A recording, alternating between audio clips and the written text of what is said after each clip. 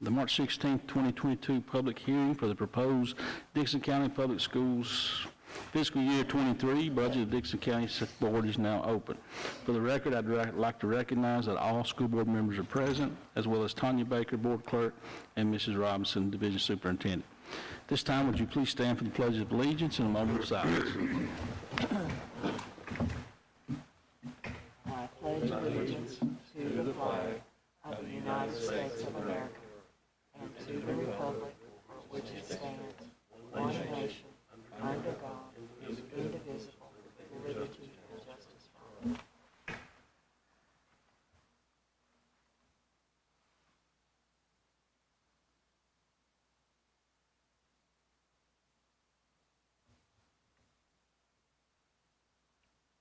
Thank you.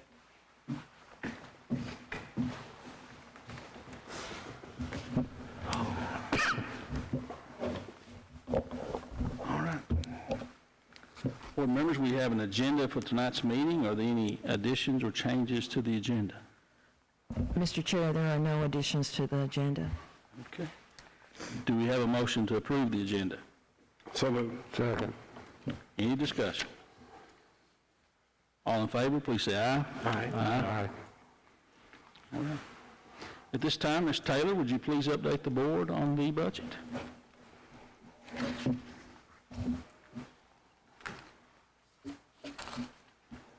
Can you hear me? Yes. Good evening, Mr. Chairman, members of the board. Thank you for allowing me to come and present the proposed budget for fiscal year 22-23. I would like to preface this by noting that this is the exact same proposed budget as what was detailed in the budget workshop from last week.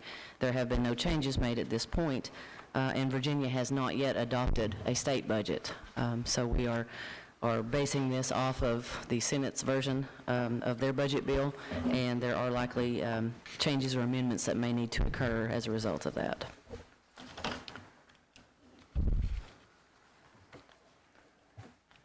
Our total proposed budget for fiscal year 22-23 is $38,355,566. As I just said, the Virginia Department of Education has not released the final calculation tools because we do not have a state budget. The Virginia General Assembly adjourned on March the 12th without adopting a state budget, and negotiations continue. My understanding is that those negotiations will occur remotely, and once an agreement is reached, the governor will call a special session for a vote on the state budget. We have no estimated time on when that will occur, but we will continue to keep you updated. The Senate version of which this budget is drafted includes $1,784,467 for school construction and an additional at-risk funding amount of $704,478. The total differences between the House and Senate versions is $2.6 million. This proposed budget does include a 5% compensation increase and employee step raises.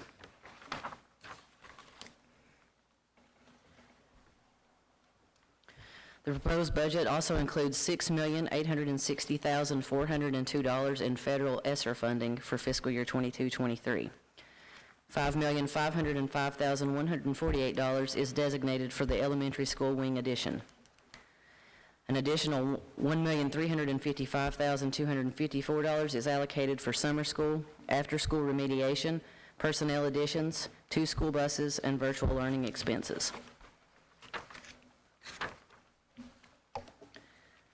This budget is based on the Virginia Department of Education's projected ADM of 1881.2. The state share is $22,039,478. The local share is $5,120,031, and the required local match with incentive programs is $5,221,723.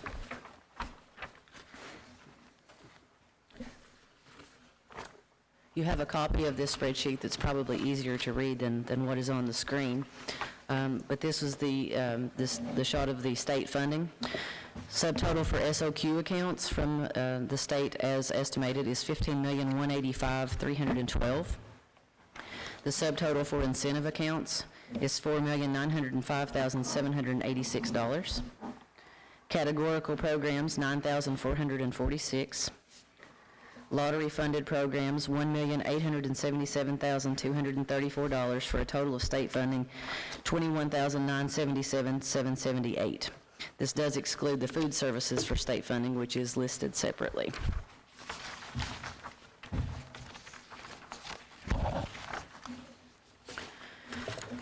Total federal revenue in this proposed budget is $10,060,367. Food services is $1,500,000 of that. ESSER funds, as said before, is $6,860,402.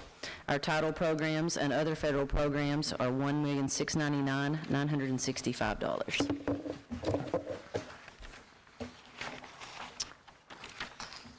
And this is a shot of the spreadsheet that shows the breakdown of that federal grant funding, totaling $8,560,367.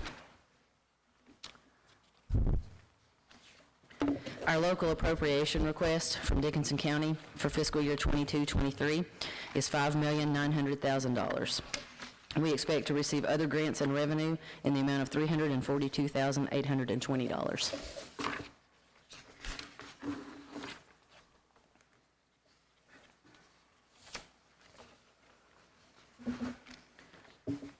And this page shows the food service funding that is expected. We separate food services out with both state and federal funding as one category. The state funding for food services is estimated at $61,700. Federal funding, $1,500,000, and other food service revenue of $12,901. Total food service estimated revenue is $1,561,700.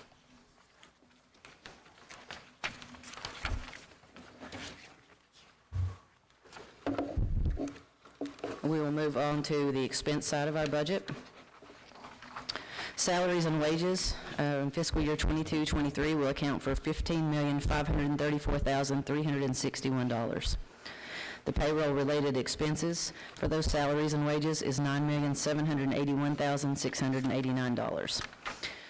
That gives a total personnel-related expenses of $25,316,050, and that is 66% of our total budget.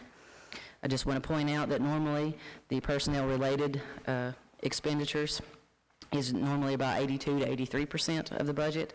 It is lower in percentage because we have received or are expecting to receive the non-payroll construction increases this year, $7,289,615 allocated to school construction.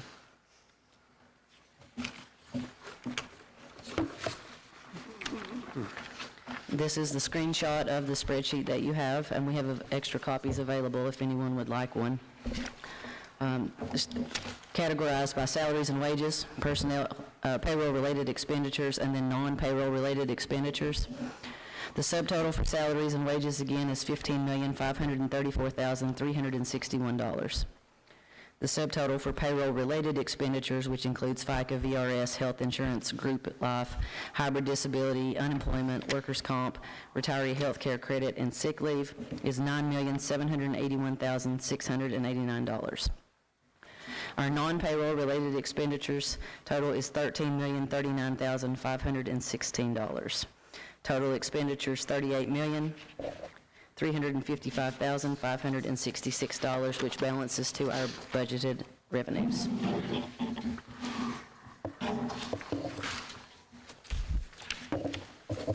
If there are any questions, I would be happy to answer those at this time.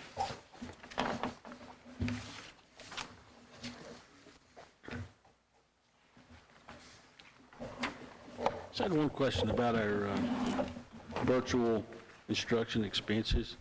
I guess what are we thinking those look like? Is that another participation in the Reading 7 Academy, or it's something else? What's those numbers look like, I guess? We are participating with Edgenuity, and it did come in lower than we actually expected. I'm thinking maybe 300,000. I'm hoping that goes down because we want them in class.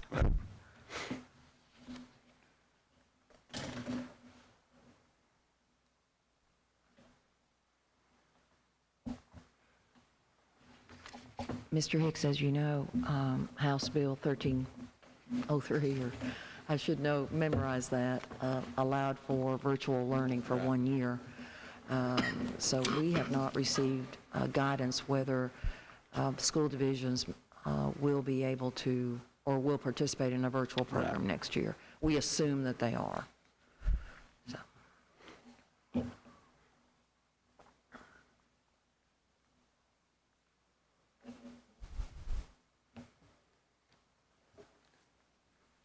Any other questions from the board? Mr. Taylor?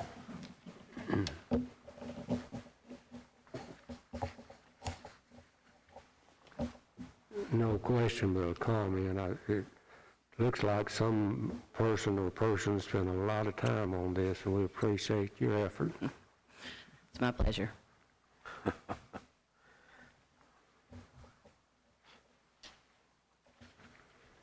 Okay.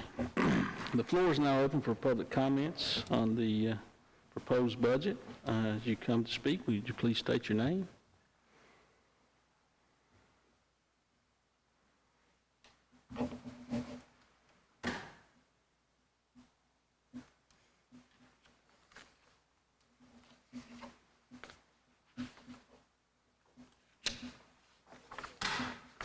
Okay.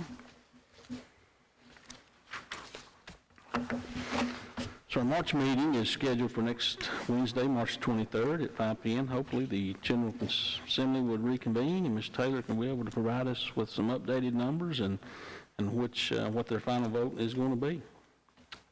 Are there any other issues for the board to discuss?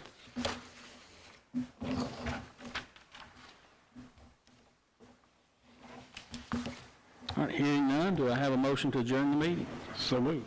Second. All in favor, say aye. Aye. Meeting is now.